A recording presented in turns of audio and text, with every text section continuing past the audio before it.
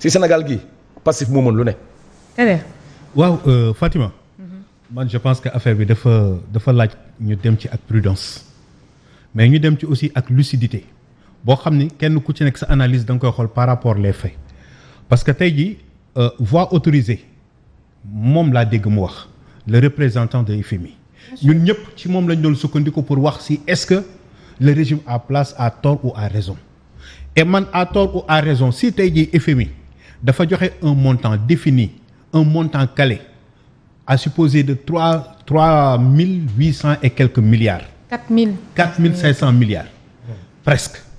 C'est un montant défini boo xam dañ ko calculer sur quelle base la ñu trouver que le montant egg na à tel chiffre donc c'est-à-dire que am na ay début de preuve am na ay trucs yu ñu mën a calculer yu ñu mën a sukkandiku des montants chiffrés calés yu ñu mën a boolee multiplier ou voir nu ñu ko mën a calculer ba àgg ci ce montant à partir de cet instant damay commencer di poser wu la question si Ousmane avait raison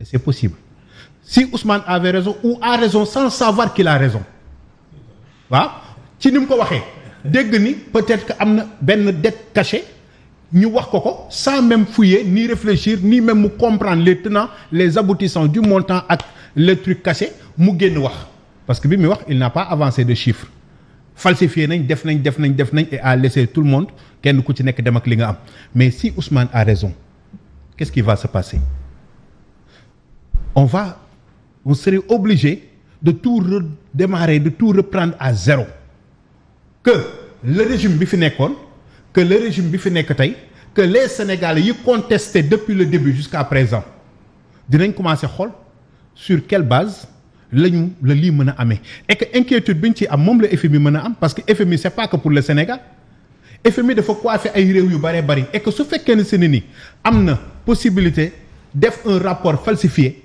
génnee sa ay chiffres caché ay dettes cachées ba nga xam ne tey jii dina mën a profiter à un État à un régime donc ñaata pays ñoom ñoo mën a bénéficier wu ci loolu combien tey jii de pays africains yoo xam dañ leen di accompagner ou sax des pays européens yoo xam ne mën nañoo profiter ci loolu début d'enquête la c'est pas à négliger FMI du mën a bàyyi loolu parce que. C'est la raison. Si c'est avéré ñaata dëkk tey ñoom ñoo mën def loolu. C'est la raison pour laquelle il a demandé à ce que ñu indi ay réponses sur cette dette cachée. bi nga xamante ne montant bi moom nga. mais Fatima bu ko defee nag ñoom ñu mën a daal di ñëwaat pour jéem a financer benn programme. mais Fatima c'est pourquoi ma def ay interrogations. Très bien. ne la si Ousmane avait raison et pourquoi FMI doit être très prudent par rapport à ça parce que mën nga ko xool.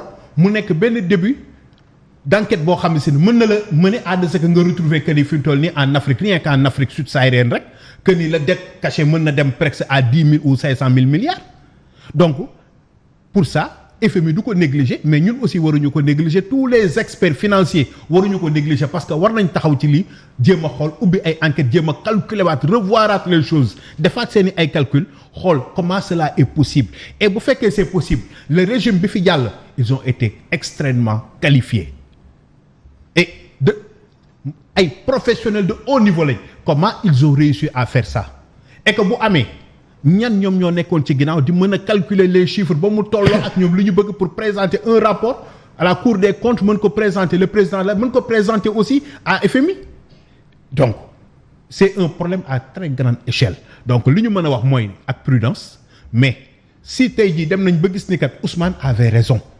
lan moom moo mën a xew non seulement ci le régime bi fi jóge lan moo mën a xew ci ñi nga xam ne si ils ont contesté les chiffres et que war a dellu si waat pour joxewaat d'autres chiffres ou d'autres calculs wala yeneen réaction yu war a mën a différent ça sera très bizarre pour man ak keneen ku mën doon mais il faut que quand même damay dem ak bénéfice du doute. Très bien. jàpp ni peut-être que. C'est important. Ousmane peut avoir raison sans le savoir parce que dafa wax rek sans avoir les chiffres nets parce que dafa précis si tey ji dañ dem ba ne 4500 milliards man pour man à partir de ce montant à partir du sorti représentant bu FMI à partir de la Cour des comptes damay commencer nag taxaw poser la question. Est-ce que Macky il avait le rapport de l'IGF, non? Ouais, mais est-ce que il avait le rapport de l'IGF. Si. Sur cette base-là la génn def conférence de presse maintenant ñëpp ne nañ xaar Cour des comptes bi nga xam ne mooy certifier les comptes. waaw mais léegi nag rapport Cour des comptes boobu moom.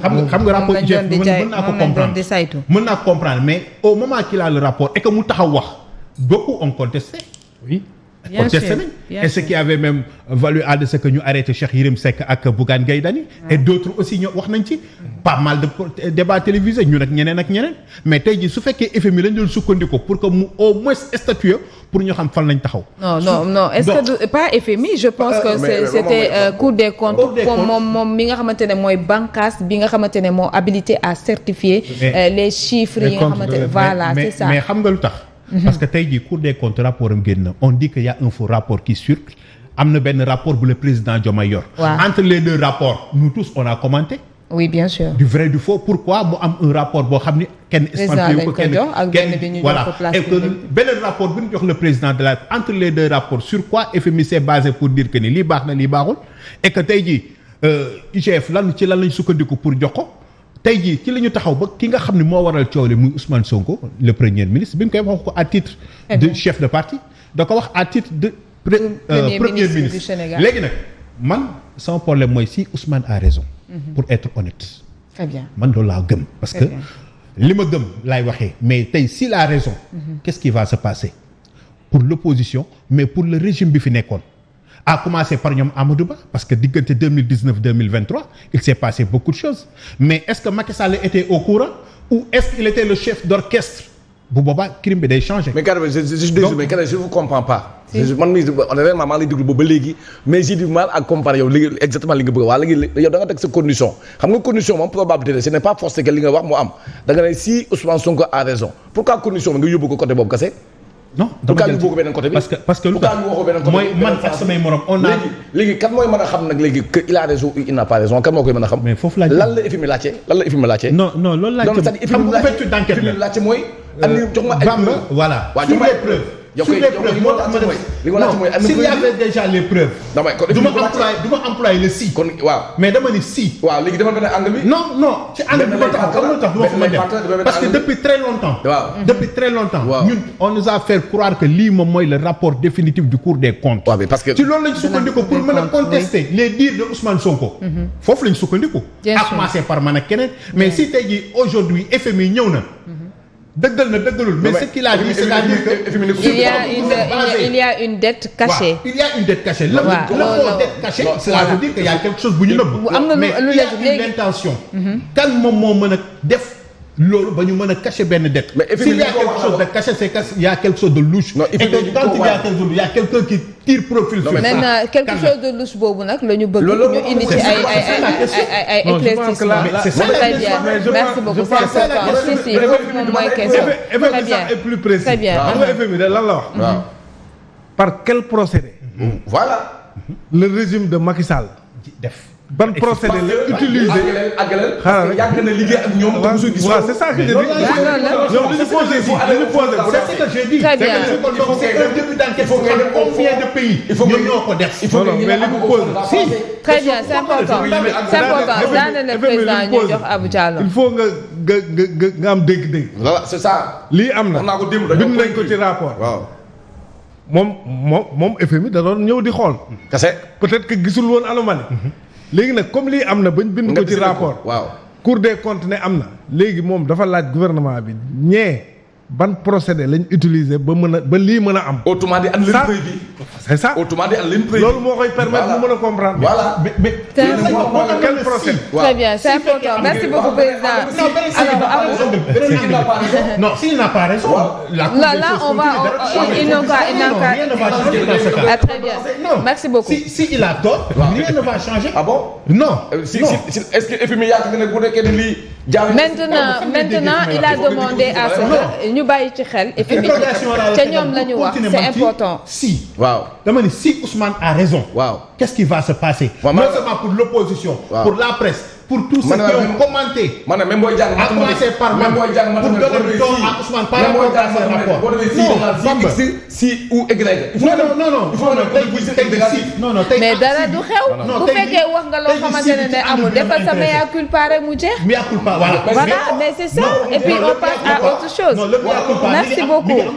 si il a tort. si il a tort. waaw mooy s'il a tort. kan mooy mea culpa. non. su fekkee ni comme non Bamba bàyyi ko pourtant li muy wax c'est important.